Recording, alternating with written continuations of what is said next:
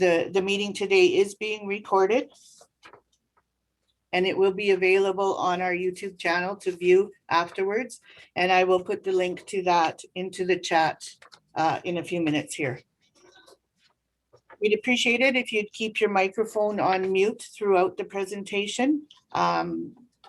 Hopefully there will be time for some questions and answers at the end.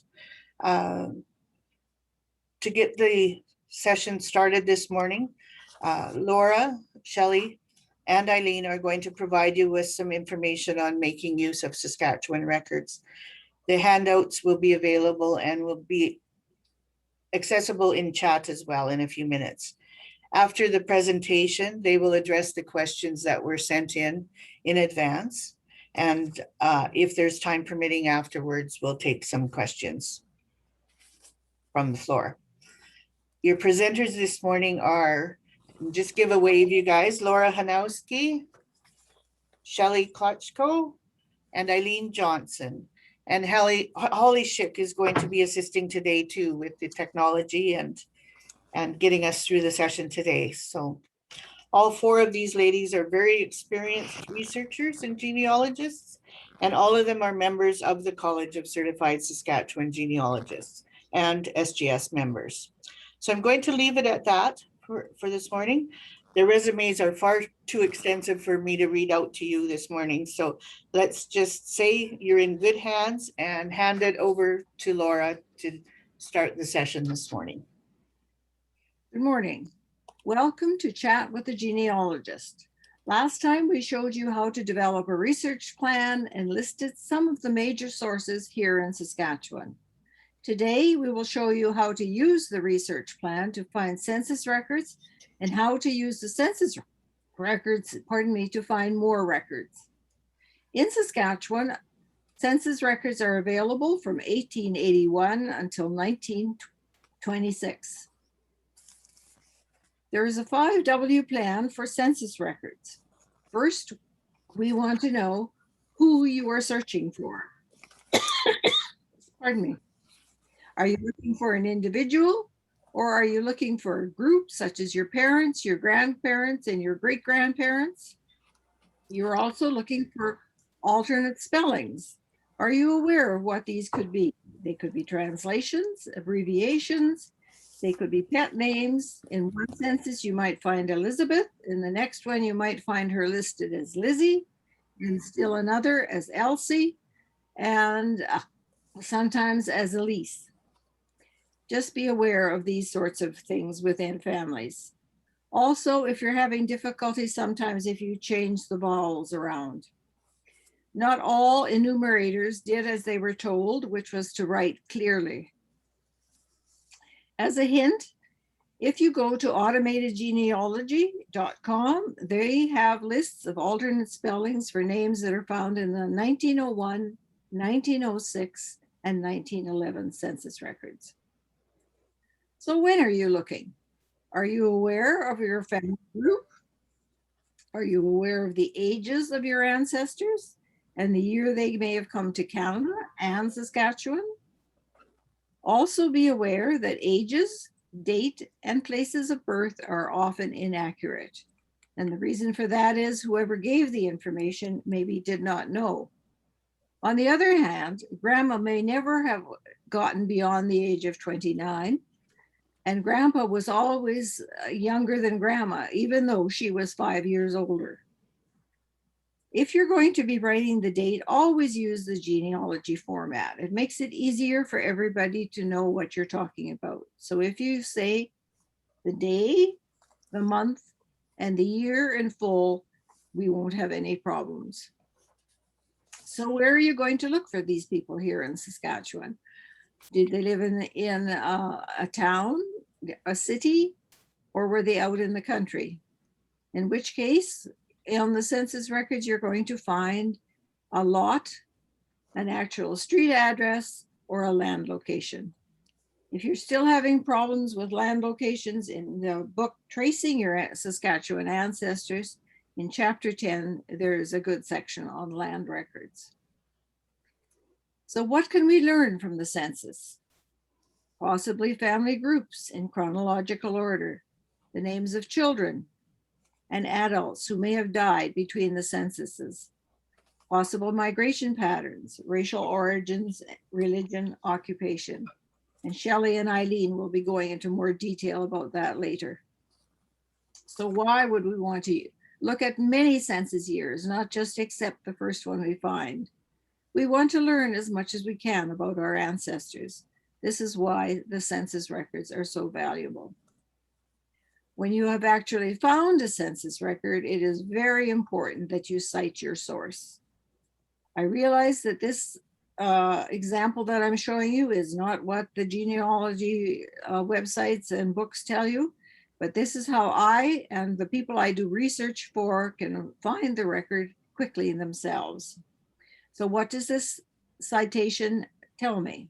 It says, this is the 1901 Census of Canada. Then it tells me it is the territories, which in 1901 consisted of the provinces of Alberta and Saskatchewan. It further puts it down to the district of Saskatchewan. And you will notice I've highlighted the number in very dark. We're going to tell you how to use these in a few minutes. Then it breaks it down into Prince Albert East. The enumeration district is 5-1. Once we get there, you're going to find the family on page 1, household number 5. Next, I have written that the head of household is Robert Smith. And next to it, you're going to find in square brackets that I have written John Smith. The reason for that is I'm primarily looking for just on this genealogy conference. When I'm putting the name down, I always spell it exactly as it is in the census. That way I can always find it again, but by putting it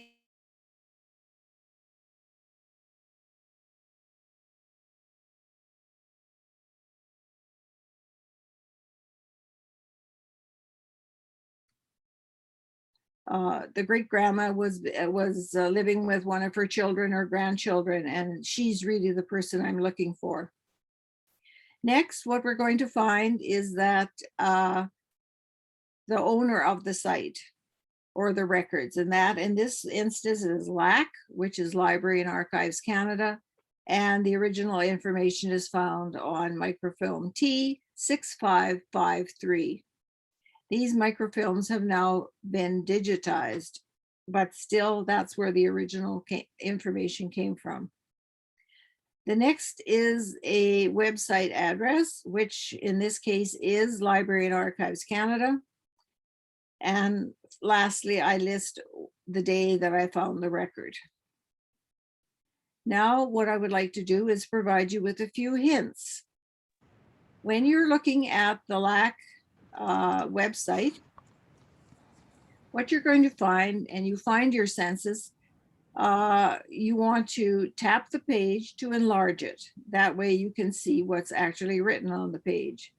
This is particularly important if you're looking at the 1881 census, which is very light and was not microfilmed very well. So by tapping it, it will enlarge, and then you hopefully can see it, or you can use your magnifying glass or a plastic sheet. Yellow plastic sheet really brings up the handwriting quite well. Once you have it, save it to your desktop. Once it's on your desktop, you can lighten the page and you can crop it. That way you're not using a lot of extra black ink. Once you're happy with it, save it as a PDF. Then you can add your citation to the page. Print a copy for your reference, but save the original in case you need to recheck it later. I always make a second copy of the enlarged family that I'm searching for, because I often find I have to go back and back because I've missed some piece of information. Another hint when using the LAC website is you're going to find that sometimes your family is found at the top of the page or at the bottom of the page. This way you want to look for them all, but how do you move from page to page? Remember, when I showed you the citation example, I had highlighted some numbers. Those numbers are what you put on the advanced search feature on that page. Just remember to turn the page number, change the page number. On the search page, there is another example of how you can go from page to page. It's a little too technical for this computer lady, thank you. But for those of you who are computer wise, there is another way. I'm not saying it's easier, but they do explain how you can also go from page to page. Now, why would you add the date you access the record? You would do this primarily because some sites change or they have a different URL. One of the reasons they disappear as well is that the databases were created and they now no longer have the means to update them. So the newer computers can, in fact, keep using them. The other thing, another place where you can see where this has taken effect is if you use automated genealogy, you notice that they use the National Archives of Canada as their website. That was what LAC was called when they started that project. Previous to that, Public Archives of Canada was what we now call LAC. Also, you may decide, oh, I've seen the 1901 census. I don't need to see it again. But yes, you do. You now know more information about your family. So you want to go back and check to see if you can find them, because neighbors often are future members of your family. Now, I would like to turn it over to Shelley and to Ilene to help you with more information about how you can use the census records. Good morning. Thanks for joining us. What are census records? Well, census records were compiled by order of a governing body to determine various statistics that were required by that governing body. These records were used for statistical purposes, to determine tax levies, to determine ethnic groups and religious groups, to provide information on the types of crops, yields, information on specific industries, and other purposes. In general, there are two types of census records of use to the genealogist. Heads of family contain one line devoted to one family or household's information. The name of the head of the family is given with the statistical information collected. Some heads of family census records only collected an individual's name and basic agricultural statistics, such as the amount of land cleared and the extent of the crops produced. Nominal census records are more useful for the genealogist. They were done every 10 years on years ending in the number 1. Nominal censuses were taken from 1851, but Saskatchewan residents can only be located in censuses from 1881 to 1926. This is the only source available to a genealogist which indicates in one record the extent of the family group at a particular time. Special censuses were conducted to document the high rate of population growth in Western Canada.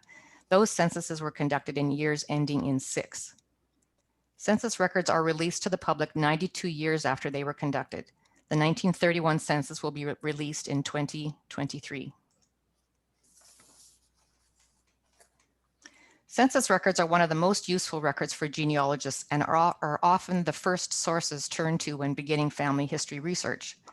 They are the only records that give a fairly accurate picture of the entire family for one specific location and time.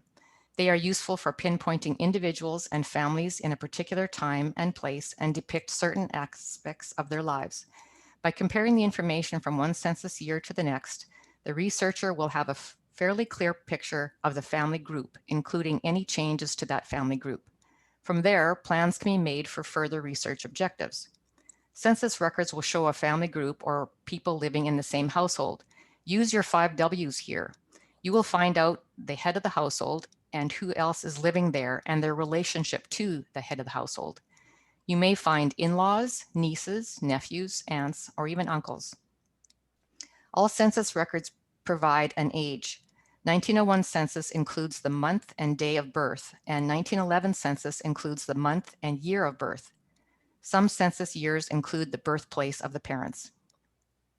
The year of immigration and the year of naturalization are clues which can lead to passenger lists and country of immigration, which in turn can help with the place a person originated or resided. Last month, Sharon asked about finding records in Galicia. The year of immigration might help her find the location her grandfather was born. The location the family group lived, whether urban or rural, and watch for migration patterns by looking at the locations where the children were born. The racial origin category indicated a person's origin. The children usually took their origin from the father. The wife's origin would be that of her father. Religion is present in census records from 1851 to 1926, except the years 1906 and 1926. Census records also indicated literacy, languages spoken, and some years include mother tongue. Health questions were asked in 1901. The enumerator asked the residents to identify infirmities including deaf and dumb, blind, and unsound mind. Library and Archives Canada, also referred to as LAC or LAC, has all of the census records available online. The database is searched by name. However, the name must be entered as it was indexed. There is a wildcard feature, but it's sometimes difficult to use and difficult to find the people you're looking for. All other databases like Family Search and Ancestry will produce search results of names with similar spellings or sounds. This variety of spelling may provide you with the person you're searching for despite the misspelling by the enumerator or the indexer. It may be easier to use one or more of the other websites offering indexed census records. Ancestry has records from 1770 to 1921. Corrections to the indexed names and additional information can be added by Ancestry subscribers, which can be very helpful. Family Search has census record images from 1851 to 1926. Most were indexed by volunteers all over the world since 2006. Automated Genealogy has census records from New Brunswick in 1851 and Canadian censuses from 1901, 1906, and 1911. They are indexed and available online. Images are downloaded in PDF format, while the other companies offer JPEG format, which some people find easier to enhance and crop. In some cases, you are reminded that indexes and transcriptions are subject to human error and should always be checked against the original digitized record to ensure accuracy. Library and Archives Canada filmed the original records in 1955. Those originals were destroyed, unfortunately. Only the microfilmed copy of the census exists as an archival holding today. The microfilming of the records was not of consistent quality and not all images are readable. Copies at LAC are digitized from the negative copies of the microfilm. Images can be downloaded to JPEG or PDF. Ancestry has digitized the positive microfilms, so some districts are too faint to read. It is worthwhile to find both copies in case one is easier to read. Images can be downloaded and lightened or enhanced for better viewing. Note the difference in the quality of these images of the same census page. This is the difference between the positive microfilm and the negative microfilm used to produce these digital images. You may notice the difference in the indexing as well. The head of the household should be Joseph Yarotsky. The enumerator wrote John, and the surname may be what he heard, but then the indexing done on the Ancestry database is even worse. How would you ever find this name? LAC appears to be using the same database because the name was entered in the database with the same spelling. This is another reason to check more than one database if you're having trouble finding your family. The Saskatchewan Genealogical Society Library has indexes in book form, which some people might find easier to search. Lauren W. Main compiled an index of the 1881 census of the Northwest Territories, which includes Saskatchewan. This book is divided by enumeration area and lists the name of the residents in alphabetical order. You use the page and the household number associated to the name to find the person in the census record. The Regina branch of the Saskatchewan Genealogical Society has compiled indexes of the 1891 census of the Northwest Territories of Canada. In 1891, the Northwest Territories included part of present-day Manitoba, all of Saskatchewan, Alberta, Northwest Territories, and Nunavut. Each index includes a thorough introduction which describes the district and the census in detail. There is an index for the 1901 Census District of Saskatchewan as well, published by the Edmonton branch of the Alberta Genealogical Society. Saskatchewan Genealogical Society Library has copies of all these indexes. Another way to get to the indexes and images quickly is to search Canada Census on the Family Search Wiki. This helpful chart lists all of the online Canadian indexes and images. The column headings include free and pay websites. The first three columns on the left are free access websites: Family Search, Automated Genealogy, and Library and Archives Canada. The next two are Ancestry, which is free at some libraries, and the last column is Ancestry, which is a subscription website. For each year, there is a blue line indicating the images and a white line for indexes. Click on the word link and it catapults you to the web page. This image is only part of the entire list. It has been cropped to fit on this slide. The list includes census records as early as 1825. The information collected in the census records are subject to human error. The enumerator may have misheard some information or misunderstood what was said. Yeah, he probably wrote the names as he heard them, not necessarily recording the spelling normally used by the family. The informant may have been the head of the family who answered the questions to the best of her ability. On the other hand, the informant may have been a child or a neighbor or a hired man who was not in the position to give accurate answers. Sometimes memory is faulty and ages and dates in particular are given incorrectly. There may also have been some problems encountered by the enumerator in obtaining information. When Secretary William Hutton made his report to the Board of Registration and Statistics on the 1851 census, he recorded, quote, "A very general feeling was found to prevail throughout the colony that the census had some direct or indirect reference to taxation, and in this belief the enumerators were frequently received most ungraciously, and the information sought was not only partially but in some cases altogether withheld," unquote. Collect all of the census records the family should appear in. Transcribe the data into a census form.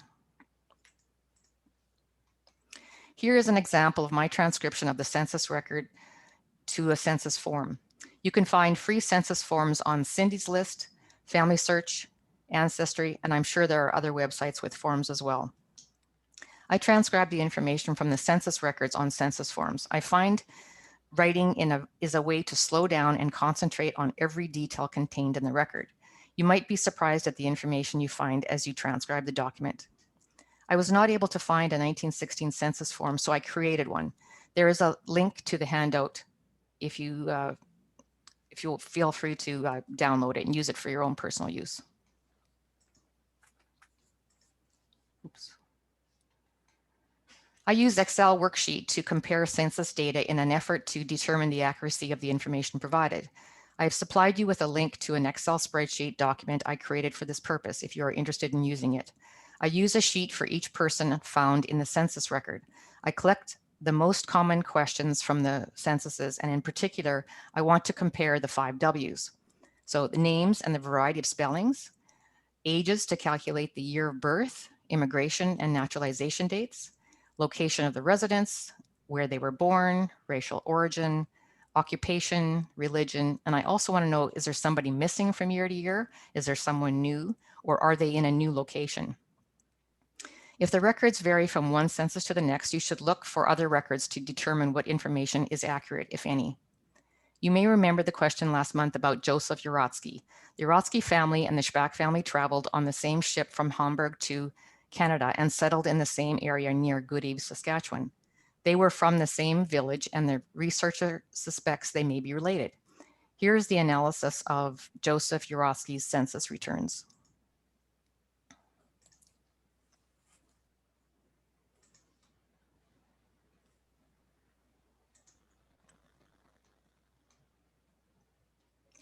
I start the worksheet with this particular one. I started the worksheet with the names of the people I found on the passenger record.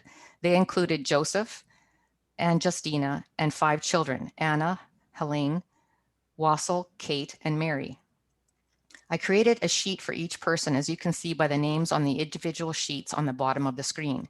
The top row is the date of the census return, and the first column on the left are the questions that I'm most interested in. The far right column is where I will note any analysis of what I have found. I started by locating the census returns from 1906 to 1926. Then I transcribed them onto paper and then transfer the paper to this spreadsheet. Notice with Joseph here, notice the number of spelling variations for Joseph's surname and given name. These will help me when researching other databases. With this land location, the homestead index can be searched and the file can be obtained. For Justina, I have noted that her ages range calculate her birth to be between 1862 and 1868. It was common for women to lie about their age, even way back then. Anna does not appear on any of the census returns, so I entered a question to be answered later. Did she marry between 1903 and 1906, or did she die? Helena shows up at age 17 in the 1906 census. So where is she?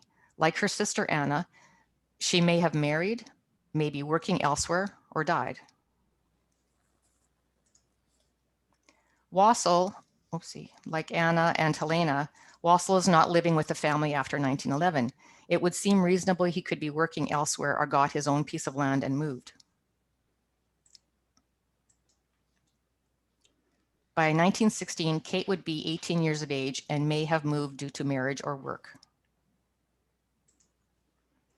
Mary is still at home in 1921. Notice her marital status has changed, so I can look for a marriage record between 1916 and 1921.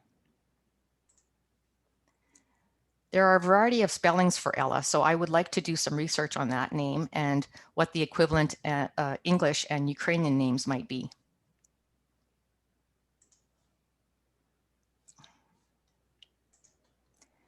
Frank has a variety of given names. He and Ella were the first children to be born in Canada. Their birth records could be searched in the eHealth Saskatchewan Index. The location of their birth should be in the Goodeve area and may even have the legal land description on the registration.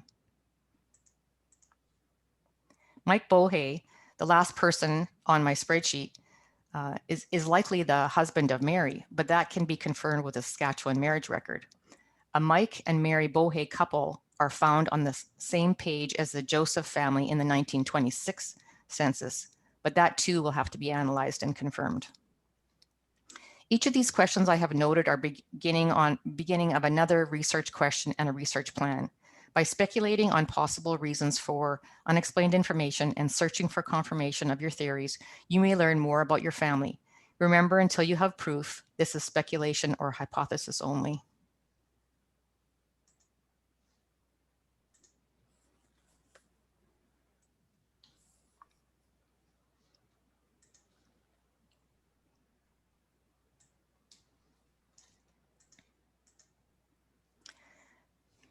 Now we're going to be addressing the questions that were submitted. Ellen Orfiner. This is the end of the information I wanted to share with you on the census records. Thanks for sticking around to the end. I hope that you've gotten a lot of tips so far from the information that we've shared with you on census records for your genealogical research. So we're going to answer questions from Sharon, Joanne, and Ivy.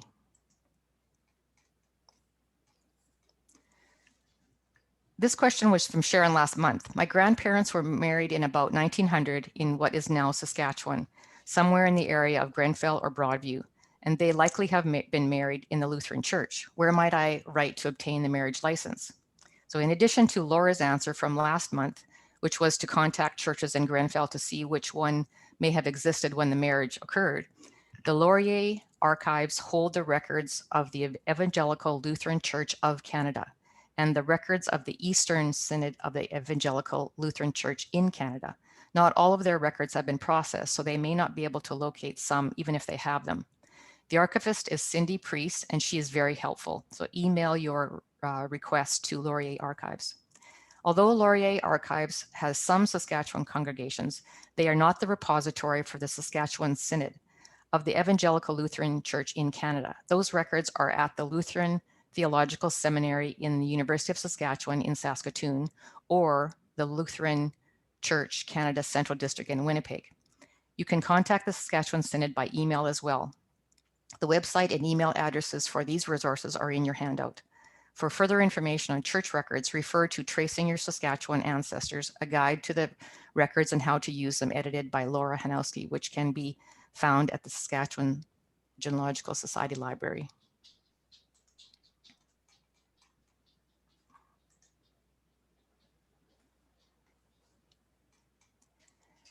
Sharon's second question was, my grandfather was born in Galatia. He gives no name of the town, only the kingdom of Galatia. Where might I write to obtain his birth certificate or the town closest to where he might have been born?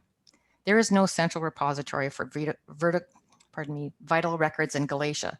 Specific locations of residents in Galatia or Ukraine can be found in Hamburg passenger lists, Saskatchewan death records, and naturalization records. And I don't know if you know, but high school students in the 1980s were given the task of interviewing their oldest living relatives to write their family history. I hadn't really noticed until recently, but my sister documented the name of the village where our great-grandparents were born in her assignment back in 1986. Who knew?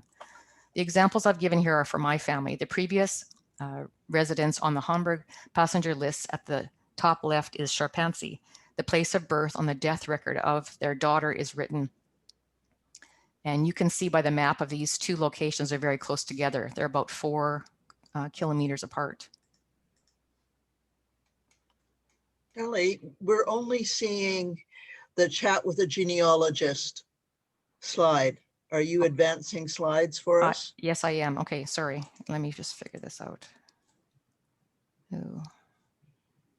Let's stop here and start again. Okay, I'm not going to start again. I'm just going to.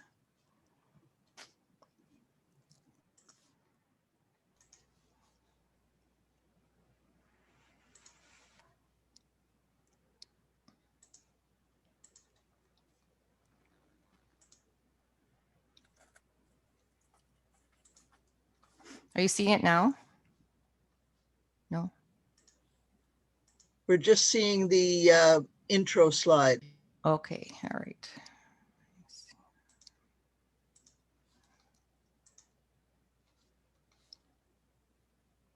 Sorry for this, folks. Here we go. Okay, can you see it now? Yes, Okay, excellent. great. Thank you so much. Okay, sorry about that. Okay, so, all right. So this is Sharon's second question. Here's a naturalization record showing the place of birth in Galatia. Notice the document was filed originally in the country of birth as Poland. This immigrant came to Canada in 1909 when this village was in Austria. However, in 1923, when this fellow applied for citizenship, the village was in Poland's territory, so he said he was born in Poland.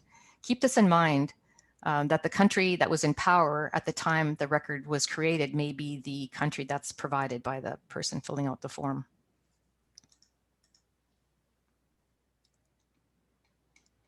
And now Ilene will answer the question that Joanne submitted. Okay, good morning.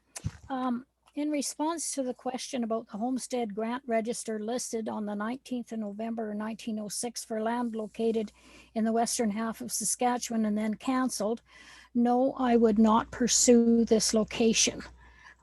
However, I went to familysearch.org and located a John Baines on the Winnipeg, Manitoba 1906 census of July 5th of 1906, of course, and he had arrived from England then. So it's possible that this is him. And he was listed as a single male boarder and his occupation was hired man. I also located the other person you referenced, Alfred Sibben, also on the 1906 census, but he was at Portage La Prairie, Manitoba. With trains and everything, they quite easily could have become connected. So then I moved on and returned to the census searches and located John on the 1911 census with a wife, Elizabeth, and a daughter, Dorothy, in Saskatchewan. This record is very faint and hard to read except for a corner of the bottom page. It, I believe, has RM of Edenwald at the top left and just a township and range appear. In 1916, John and Elizabeth appeared again with an unnamed daughter this time and son Frederick, who you had referenced, in Saskatchewan. So I then went to eHealth and searched hospital births indexes and located in the next slide. So that's it. So at the bottom of your screen, you will see record number 10131. It lists the birth date of Frederick John Baines, and it confirms that his parents' names were Elizabeth Siborn and John Baines. Then in the next slide, we and referring to this birth index and located in the next slide, it shows his birth date. And if you were to order this document number 10131, you would receive the answer to these questions. Are the parents married? If so, when and where? Residence, etc. So that would give you some good family information. Now we can go back to the previous slide of a census. And I reviewed the 21 census next, which again lists the family and clearly identifies their location in the RM of Edenwald on section 321617 west of the 2nd. If you were to want more information on that location, you could look at the gridatlas.com website and put in that land location and determine the GPS coordinates, etc. Or if you want further information about the location today, you could contact the Saskatchewan Rural Municipal Administrator for the RM of 158 Edenwald. You will find that the land location is northeast of Regina. It's a very close proximity. I verified the family was still located at the Edenwald location on the 1926 census, which you see there, and is the last available census to determine when they may have left the province. So in 1926, they were still in Edenwald. And so we'll go to the next slide. Next slide. You'd also mentioned that they moved sometime to British Columbia and that John passed away in 47. I was able to search their record on Family Search and obtain their death dates. Elizabeth passed in 1933 at Mission, BC, and yes, John passed in 1947. On the registration for his death, it indicates that he resided in Mission, BC for 17 years, which would indicate that they moved there at some point in 1932, if that's accurate. Also, note is that the daughter is the informant, and it gives you her married name and location at that time. As you can see, they are buried in the Hatsick Cemetery located in the Fraser Valley of BC, but don't appear to have headstones. I located this on Find a Grave website. Also, I might add that in researching, I was able to locate the death of Frederick in 1979, which would be the son that we had the birth record for. So there's quite a lot of information that you can contain from each of the above records, and then as well, look for more information in the British Columbia records. Also of note, there are spelling variations of Elizabeth, Dorothy, Baines, and other words. And so sometimes best to use the wildcard BAI and the asterisks. And John is a hard name to search on, so sometimes it's easier to put in Elizabeth. So that pretty much covers all that you asked for. And now I have a few tips going forward. I would suggest you contact the SGS Library for a portion of any RM map they may have on Edenwald in their cemetery collection to get a sense of where this land is situated within the RM. Was it on a main road near a school, cemetery, bridge, or other structure or waterway? Contact them as well to browse or borrow a copy of the local history book, Edenwald Remembers. Looking for land maps, school information, and photos in the book, as both Dorothy and Frederick would have taken their schooling there before leaving. Browse the community photos once you know who might have been their neighbors, which you can get from the census records over the years. Read the entries for those family names. Again, contact the RM administrator and have him or her pass on your contact information to the local historian. I'm sure there's somebody out there that knows that Edenwald history book back to back. Anyway, perhaps the land is still referred to as the Baines place or something similar. Perhaps they were remembered for something they did or had that was unique. In Googling Edenwald, I discovered it was named Eden for the Garden of Eden, and Wald in German means forest, and the land there was rich in forest and trees. This area was primarily settled by Bukovian Germans. In noting John's death record, he was a retired gardener and they moved during the era. known as the Dirty 30s, and his wife's passing shortly after moving. Could they have left for health reasons? So this wraps up my portion of today's presentation. I hope I've answered your questions, and good luck. Thanks, Eileen. One question we received this week from Ivy, and the question reads, are there records of teachers in Saskatchewan schools from 1914 to 1924 or even the 1940s, and are they accessible? What would the records contain? Just the date and place, or the performance qualifications and leaves of absence, etc.? I would also be interested in records from normal schools, the students, and what was taught. Information about the teachers will be found in the yearly school district reports. This generally is just a list of their name and their salary, but sometimes the inspector's reports on a teacher may be part of the file. School district records are closed, or for closed schools, are found at the provincial archives. These files contain the list of the taxpayers and their land location, election of officers, reports from annual meetings. The inactive teachers register sheets from 1912 to 1938 contain information about the teachers who did not superannuate. These records have the name of the teacher, their birthplace and date, a list of the classes and whether they passed for each year of high school, a list of the professional classes and whether they passed and received their professional certificate, a list of the certificates they were issued, a list of the schools where they taught, the date the inspectors visited and his name, correspondence sent to the teacher, which usually included their certificates. The school district records at the provincial archives are subject to privacy laws of Saskatchewan, and you cannot access these until they have been reviewed by the archive staff. So please don't go to the archives expecting to have same-day access to these records. Check with the provincial archives about normal schools. They do have them.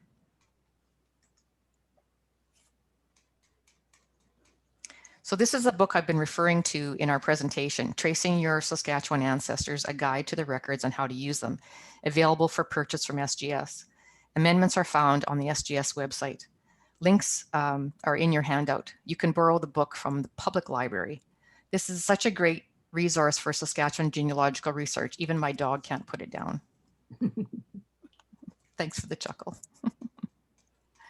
All right, and Laura has a question that we received just yesterday.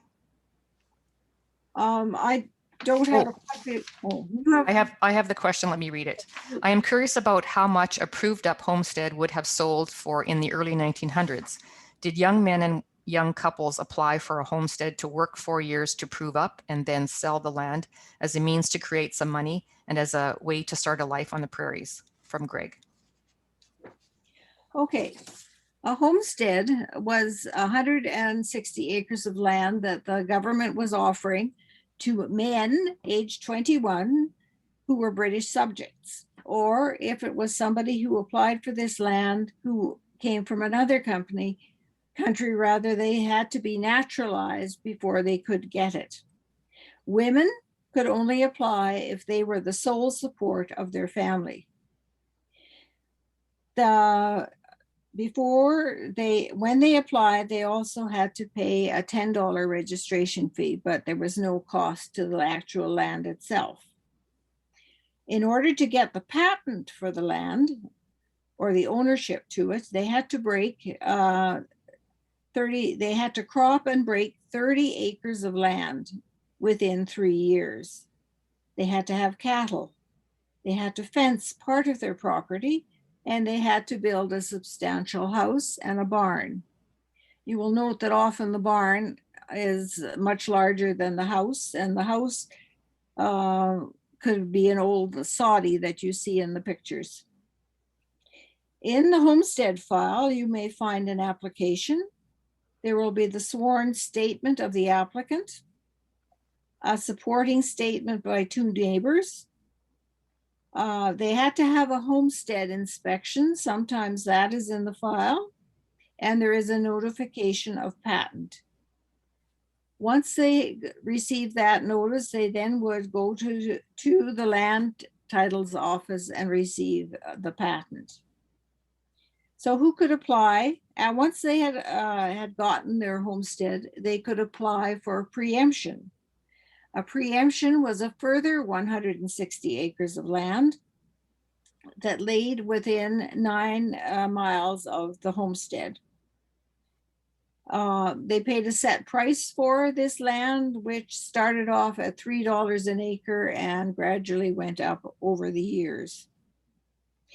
You can learn who has applied for homesteads in Saskatchewan at saskhomesteads.com. The address is also found in your handout.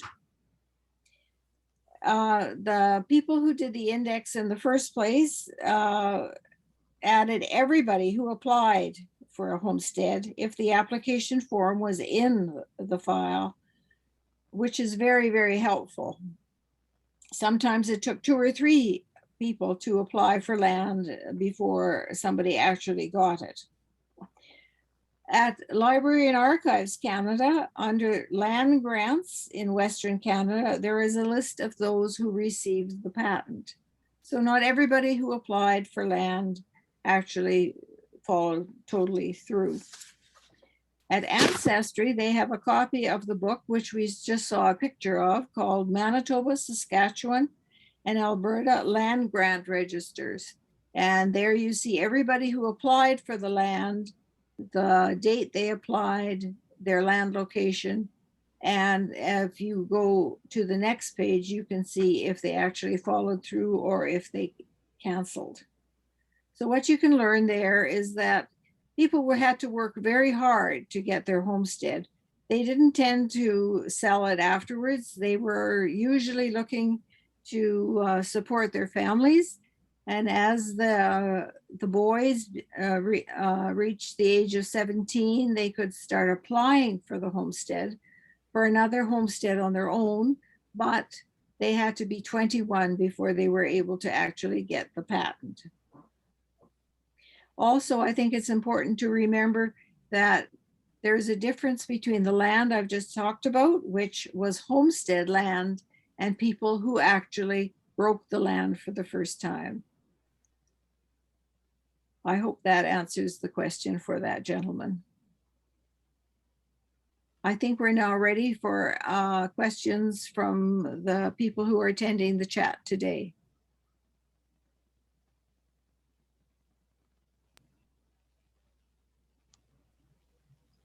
Just type your questions into the chat if you have questions.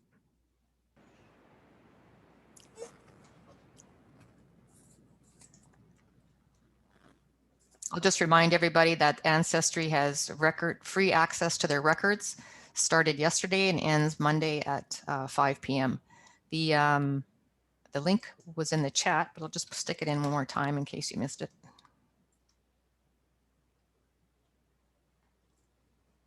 I'm not sure. I'm not sure I can type in questions. I'm not technically able to do that, I think. So what I wanted to know was latecomer, and I was wondering about the handout. How was it available? Laverne, the link is in the chat, but if you're having trouble with the chat, I can email it to you if you like. Okay. Thank you.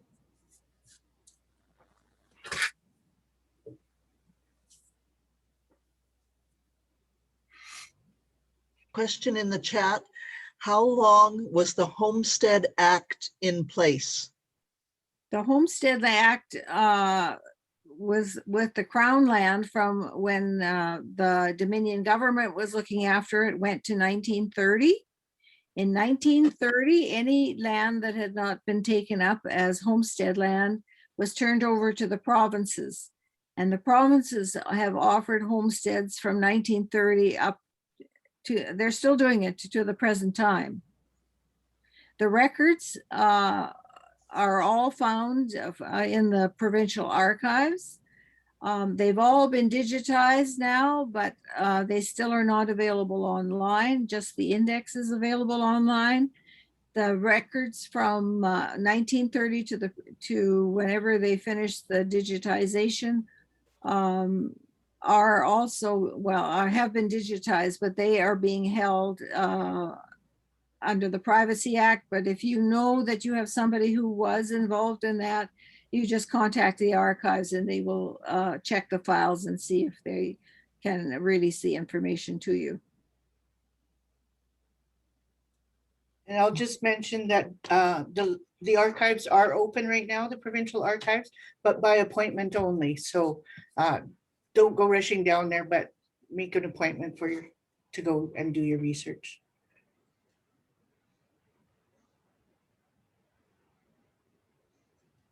Deanne, we have a request in the chat from someone else Yeah. to email the handouts from today. Yes, I will.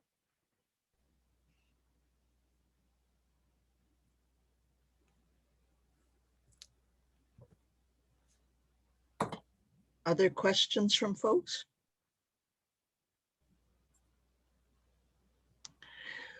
We have a question, where can someone find more information on the Government of Saskatchewan Experienced Farmhand program?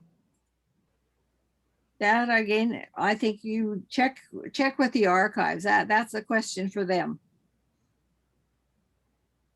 Does anybody else know more information about that?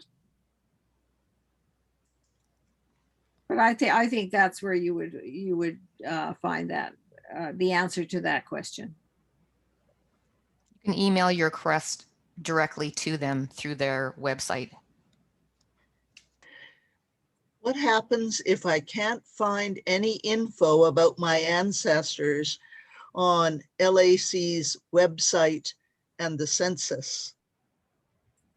You have to go back to the 5 questions, the 5 W's, and see where they were living and what they were doing, and then check a book like Tracing in Saskatchewan to see what other kinds of records might be available for the time frame that you are looking for.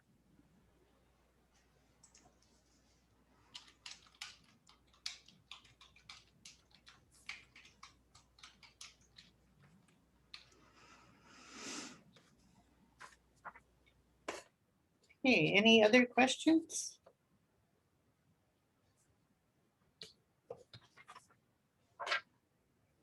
Okay. Thank you to all of our presenters today and to Holly, and thanks to all of you for spending this beautiful morning with us. And I'll just remind you to register for the next session, which is May 1st, and it'll be with Jean Ashcroft and Diane Roth, and they'll just talk a little bit about what's next after these first 2 sessions and what you've learned here, what happens next. So send your questions in advance if you want to be sure to get them addressed, and we'll see you then. Enjoy your weekend. Thank you, everybody. Just a moment. Marge has raised her hand. Oh, sorry, I didn't see that. Go ahead, Marge.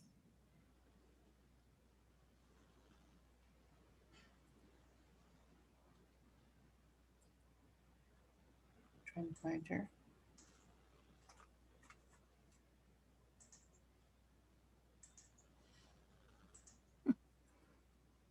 Maybe she was waving goodbye. I don't know.